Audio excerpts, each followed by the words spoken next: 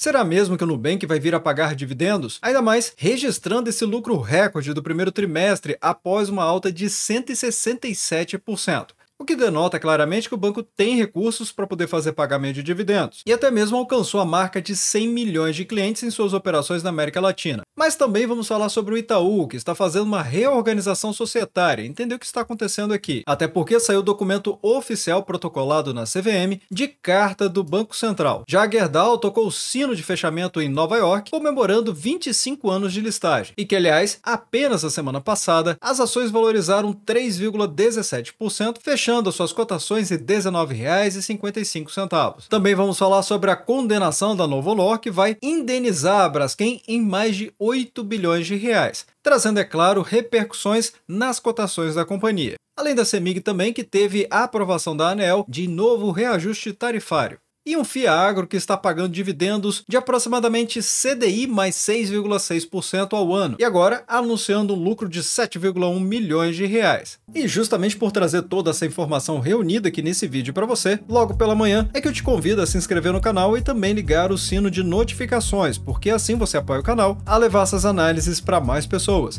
Então, bora pro vídeo!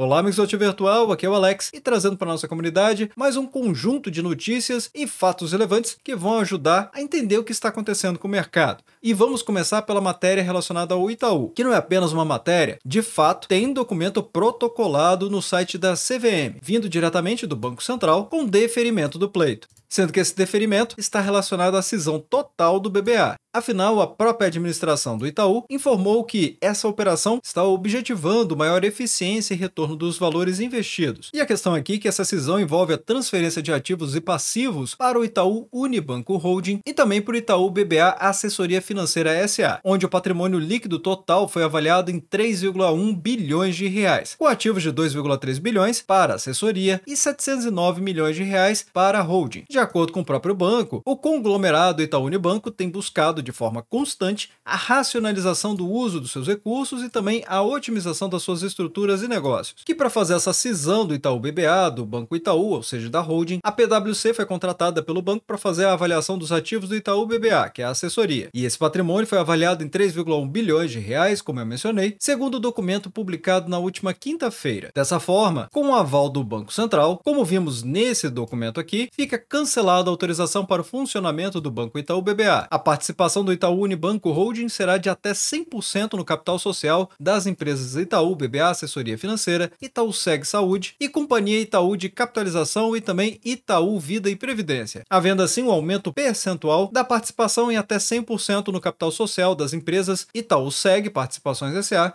e Itaú Seguros SA. O que implica necessariamente em ter uma alteração no estatuto social da Itaú Unibanco Holding, que é basicamente a empresa que a gente observa na Bolsa de Valores. Sendo que, complementando, o Banco Central informou que, ao aprovar a operação, não entrou no mérito de questões de competência de outros órgãos da administração pública federal. Observando o médio prazo, ou seja, o semanal, das ações do Itaú com Intub 4, que são as ações preferenciais, depois do último topo histórico das cotações da companhia, as ações fizeram um pequeno retorno, fazendo uma leve correção aqui dos preços. E agora, em repique de alta, tentando ameaçar o topo anterior de R$ 34,83, que acaba sendo aqui a resistência de preços desse movimento. Só lembrando que aqui é o semanal. O Itaú, ainda por cima com as ações preferenciais, o Intub 4, está valorizando muitíssimo, 30,54% nos últimos 12 meses. Nessa cotação dos R$ 33,28, o PL é bom, de 9,18. Lembrando que o PL é o preço dividido pelo lucro, basicamente quanto que o mercado está precificando a capacidade de geração de lucro de uma empresa, porque analogamente podemos interpretar valor de mercado com a soma dos lucros anuais. E o PVP é o preço dividido pelo valor patrimonial, ou seja, valor de mercado dividido pelo valor patrimonial ou aquilo que vale no papel. Então está 76% acima do valor patrimonial. Já o dividend yield é de 7,10%, lembrando que o dividend yield é uma mera soma dos dividendos pagos dos últimos 12 meses pelas cotações atuais, que estão valorizando mais de 30%, então vamos ver aqui um dividend yield com um percentual mais baixo, o que não é verdade para quem investiu há 12 meses atrás. O dividend yield on cost é maior do que esse aqui.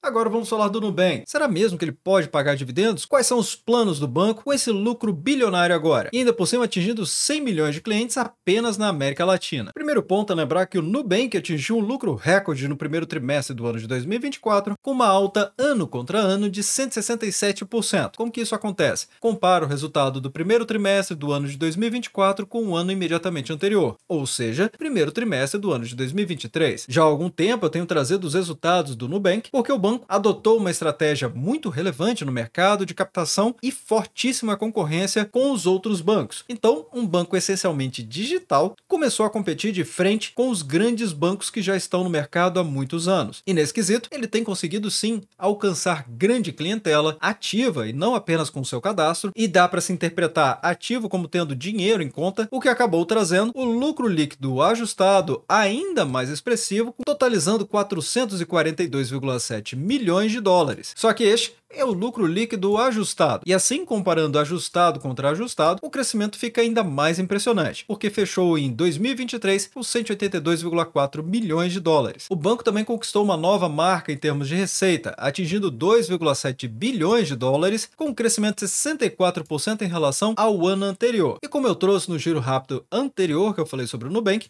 ele ainda por cima está fortalecendo sua presença no México, tornando a sua marca ainda mais conhecida e lembrada pelos clientes também. E que, aliás, esse último feito, ele foi inclusive registrado em matérias que vieram a ser publicadas no passado. Inclusive, eu comparei que o Nubank provavelmente em breve vai se tornar o maior banco em valor de mercado. Posição essa que até então o rei Itaú está consagrado nela há muitos anos. Mas como eu expliquei, os resultados da empresa têm sido utilizados para ser agressiva no mercado. E para ser agressiva no mercado, precisa ter recursos e gastar recursos para adquirir esses novos clientes. Nesse quesito, o próprio diretor financeiro do Nubank, o Guilherme Lago, ele disse: desde a metade do ano de 2022 temos mostrado lucros consistentes. Eles têm aumentado trimestre atrás de trimestre e vão continuar aumentando ao longo dos próximos anos. No entanto, não vamos fazer distribuição de dividendos e não vamos fazer recompra de ações. E essa fala aqui, apesar de ser um pouco chocante para o mercado, afinal de contas o banco está começando a ter lucros bem expressivos e com grandes saltos entre os trimestres, especialmente entre os anos, a estratégia do banco consistentemente tem sido reinvestir na própria companhia. E quando fala nesse sentido, é o custo por cliente. Cada cliente para o banco ainda custa muito, justamente por ser um banco enxuto, barato e que dá muitos benefícios para quem não paga valores para ter conta corrente, utilizar cartão de crédito e nem mesmo investir na bolsa de valores, porque é zero corretagem. Tudo isso custa muito dinheiro para o banco e ele utiliza justamente esses recursos de não pagar o dividendo e reter os lucros para poder sustentar essa abordagem agressiva e conseguir trazer cada vez mais clientes para a companhia. Nas palavras do próprio diretor financeiro do banco, o valor tem de ser usado para acelerar o crescimento do banco, com o lançamento de novos produtos, redução de custos e aquisições de novos clientes. Atualmente, o banco digital tem operação no Brasil, México e Colômbia também, ostentando uma carteira de mais de 100 milhões de clientes. Nas palavras dele, se você isolar o Brasil, que é a nossa operação mais madura, já estamos operando com rentabilidade sobre o patrimônio superior a 40%, ou seja, o ROI dele já está excedendo os 40%, o que certamente coloca o Nubank não só como uma das instituições financeiras mais rentáveis, mas a instituição financeira mais rentável do Brasil. E é claro, com esses resultados, a intenção do banco tão clara e tão bem definida fez com que a BDR do Banco Nubank subisse quase 7% na última quarta-feira, negociando a R$19 na B3, sendo que em Nova York teve alta de 4%, saltando para $12 cada papel. O que fica claro que não pagar dividendos no caso do Nubank é até uma coisa boa, demonstrando muita maturidade da gestão, alta competência e inquestionável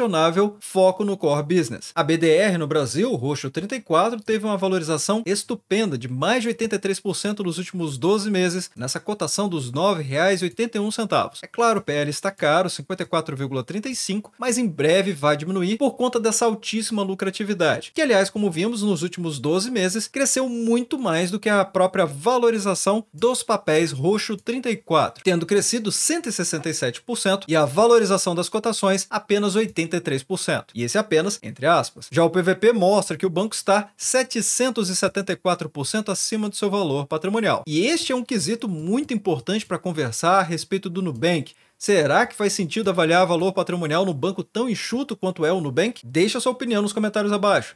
E a Gerdau, que tocou o sino de fechamento de Nova York, da Bolsa norte-americana, porque completou 25 anos de listagem da companhia na Bolsa de Nova York, sendo essa uma homenagem justamente aos 25 anos de listagem da empresa na Bolsa de Valores, onde a Gerdau foi uma das primeiras empresas brasileiras a serem listadas e atualmente mantém cerca de 20% do seu capital social em negociação na Bolsa de Nova York. Lá, as negociações ocorrem com mais de 436 milhões de ADRs, que equivale a uma das ações da companhia, listada na B3, como por exemplo GGBR4, que são as ações preferenciais. Lembrando que ela também tem as ações GGBR3, que são as ações ordinárias. E por isso a Gerdau foi convidada para comandar o Closing Bell, que ocorreu na última quinta-feira, dia 16, onde o presidente do Conselho de Administração, Guilherme Gerdau, tocou o sino de fechamento da Bolsa de Nova York ao lado de diretores da companhia. Já o diretor-presidente da empresa aproveitou a ocasião para destacar o compromisso da Gerdau de apoiar a reconstrução do estado do Rio Grande do Sul, complementando: ao mesmo tempo em que a gente celebra essa data, o nosso coração está com os gaúchos e gaúchas também.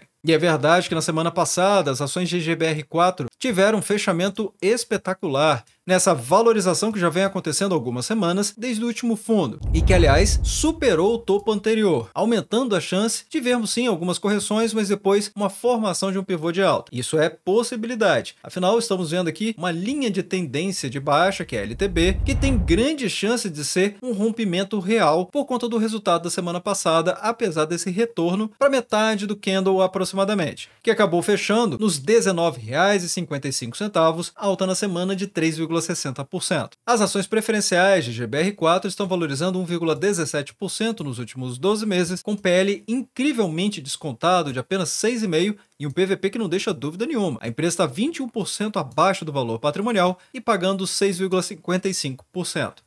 Bem, agora tem o caso da Braskem, que está sendo indenizada pela Novonor porque a justiça condenou a empresa a pagar 8 bilhões de reais para a Braskem. A questão aqui é que o Tribunal de Justiça de São Paulo condenou a Novonor, a antiga Odebrecht, a indenizar a Braskem em mais de 8 bilhões de reais. Essa ação judicial ela foi movida por acionistas minoritários da Braskem, alegando abuso de poder de controle por parte da Novonor. E dentre esses acionistas minoritários, temos aqui o Lírio Parisotto. A decisão já foi proferida pela primeira instância e os advogados da Novonor, claro, poderão recorrer ainda. Ainda assim é um marco importante para os acionistas da Braskem, que podem vir a receber esses 8 bilhões de reais de não recorrentes em uma ação que foi movida no ano de 2018. E qual foi a motivação dessa ação? Bem, a Novonor foi acusada de desvio de recursos e pagamento de propinas, o que resultou em danos financeiros significativos para a Braskem. E a decisão de incluir a recuperação de 513 milhões de reais desviados e aplicações de sanções que totalizaram 3,1 bilhões. E é claro, ajustado isso às correções monetárias, acabou trazendo uma indenização superior a 8 bilhões de reais. Então vamos falar dos impactos para os acionistas. Aqui, a condenação é uma vitória significativa para os acionistas minoritários da Braskem, e isso inclui qualquer acionista, não apenas do porte do Lírio Parisotto, que viram a decisão como uma medida para proteger seus interesses contra as práticas abusivas. A decisão pode influenciar positivamente a governança corporativa da Braskem,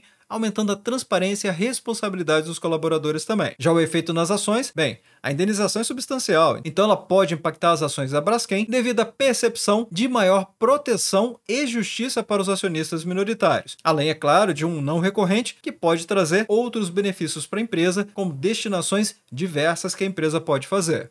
Agora vamos falar sobre o reajuste tarifário da CEMIG, que de acordo com a matéria, o custo total de transmissão teve um aumento considerável, o que acabou impactando no reajuste anual. E quando ele diz aqui, é o custo de operação para manter a transmissão funcionando. Afinal de contas, as transmissoras elas recebem pelo tempo de funcionamento de maneira ininterrupta, ou seja, a disponibilidade do sistema. Desse modo, a ANEEL publicou um documento na última quinta-feira, dia 16, confirmando esse reajuste anual médio da empresa de 7,32%, o que, é claro, vai aumentar a receita da companhia, representando mais receita para a empresa. E o documento aponta ainda que esse ressarcimento de imposto sobre circulação de mercadorias e serviços, ou seja, o ICMS, essa sigla aqui é bastante conhecida, não compensa na compra de energia e o custo total de transmissão tiveram um aumento considerável. E a explicação da ANEEL para confirmar um reajuste tão elevado quanto esse, de 7,32%, ela justifica que não houve compensação do ICMS na compra de energia e o custo total de transmissão ação teve um aumento considerável, e assim chegando então nesse valor dos 7,32%. E aí, é claro, esse reajuste é bom para a empresa, mas acaba impactando outras 9 milhões de unidades consumidoras, entre residências, comércios, indústrias, iluminação pública,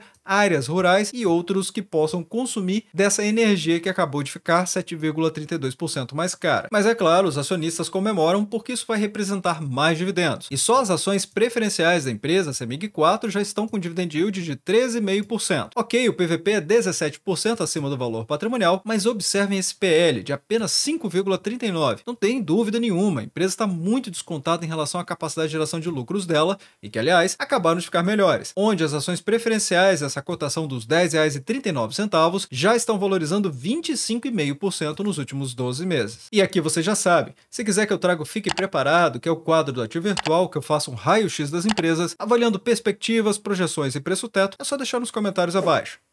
Mas agora vamos falar sobre esse Fiagro que muita gente já pediu no canal para falar mais sobre os Fiagro. E no caso do VG e A11, ele está pagando dividendos na ordem de CDI mais 6,6%. Em outras palavras, CDI ele oscila pouco abaixo da Selic. Se a Selic está 10,50%, o CDI vai ser em torno de 10,40%. Então, isso aqui é um enorme pagamento em dividendos que esse Fiagro está fazendo para os seus cotistas. E agora ele vai fazer um novo pagamento de 7,1 milhões de reais. E que Fiagro é esse? É o Valora CRA, Fundo de Investimento nas Cadeias Produtivas Agroindustriais, ou seja, um Fiagro imobiliário, que é o VGIA11, sendo um fundo de investimento imobiliário, ou seja, ele é um fundo imobiliário administrado pelo BTG Pactual e gerido pela Valora Gestão de Investimentos. O objetivo principal aqui é investir em certificados de recebíveis do agronegócio, ou seja, os CRAs. Ele também segue critérios definidos pela política de investimentos que estão destinados a investidores em geral desde sua constituição no dia 24 de novembro de 2021, ou seja, não é um fundo imobiliário recente no mercado, já tem experiência no que faz. Atualmente, nessa cotação dos R$ 7,57, ele está acumulando um dividend yield de 18,31%, com um PVP que não deixa dúvida nenhuma. Esse fundo imobiliário está 22% abaixo do seu valor patrimonial e tem uma liquidez média diária muito interessante, aliás, até muito alta para um fundo imobiliário, de 2,62 milhões de reais. Porém, ele está desvalorizando 6,64%. E isso, é claro, nos últimos 12 meses, o que pode ser uma oportunidade de acordo com seu perfil de investidor. E como muita gente tem me pedido para trazer Fiagros aqui no canal, então mostro esse que o dividend yield histórico do fundo, mostrando aqui os últimos 5 anos, sendo que ele não tem 5 anos, ele nasceu, por assim dizer, em 2021, como eu acabei de mostrar, ele tem um dividend yield médio de 19,04%, atualmente 18,31%. Então, desde julho de 2022, o dividend yield do fundo tem caído um pouco. Isso aconteceu por diversos fatores, como modificações das políticas e tributação sobre os CRAs também. É claro, esse assunto é muito vasto e muito tem que ser dito a respeito desse assunto. Porém, fica claro de ver por que o fundo teve uma desvalorização de 6% nos últimos 12 meses. Mas a realidade é que para quem está investindo nesse Fiagro, ele está retornando um valor altíssimo para os seus cotistas, ou seja, o CDI, como eu expliquei, mais 6,6%. O último anúncio que esse fundo imobiliário trouxe teve Datacom no dia 13 de maio e pagamento no dia 20 de maio, remunerando seus cotistas com 10 centavos por cota. E é claro, ele faz pagamento de dividendos mensais. Mas vá deixando nos comentários abaixo quais suas opiniões a respeito desses fatos relevantes, notícias e comunicados das empresas também. E desde já agradeço o seu like e por compartilhar os conteúdos do Ativo Virtual. Bem, obrigado pela sua companhia neste vídeo. Eu sou o Alex e este é o canal Ativo Virtual. Aproveito o momento para agradecer os membros do canal que ajudam a levar essas análises para toda a nossa comunidade.